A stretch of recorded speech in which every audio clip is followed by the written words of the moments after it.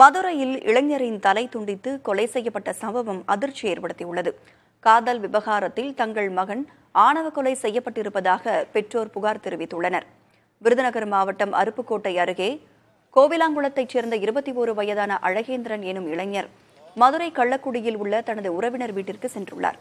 அதன் பிறகு அவர் காணாமல் போனதால் பெற்றோர் கள்ளக்குடி காவல் நிலையத்தில் புகார் அளித்திருக்கிறார்கள். விசாரணையில் அங்குள்ள வேம்பூர் கண்மாய் அருகே அழகேந்திரன் கொலை செய்யப்பட்டு சடலமாக கிடப்பது தெரியவந்தது. இது தொடர்பாக பிரபாகரன் என்பவரை பிடித்து காவல்துறையினர் விசாரித்து வருகிறார்கள். அழகேந்திரன் மாற்று சமூகத்தைச் சேர்ந்த பெண்ணை காதலித்து வந்ததாகவும் இதனால் பெண்ணின் உறவினரான பிரபாகரன் அழகேந்திரனை தனியாக அழைத்துச் சென்று கொலை செய்ததாகவும் கூறப்படுகிறது. மகனை பறிகொடுத்த பெற்றோர் உரிய நீதி வேண்டி மதுரை மாவட்ட ஆட்சியர் அலுவலக சாலையில் அமர்ந்து போராட்டத்தில் ஈடுபட்டனர். லவ் பண்ணதால கூப்பிட்டு போய் கொண்டுட்டாங்க, திட்டம் போட்டு கொண்டுட்டாங்க. கூட்டு போய் 11 மணிக்கு எங்க அக்கா வீட்டுல இருந்தவனை கூட்டு போய் அவங்க ஊர் பக்கம் பயன்பெரு வெங்கடாசர் வரும், அந்த ஊர் பக்கத்திலே கொண்டு போய் கொண்டுட்டாங்க கம்மாய்க்குள்ள வச்சு. அவங்க அந்த பையனோட மாமா பொண்ணு. ஆனா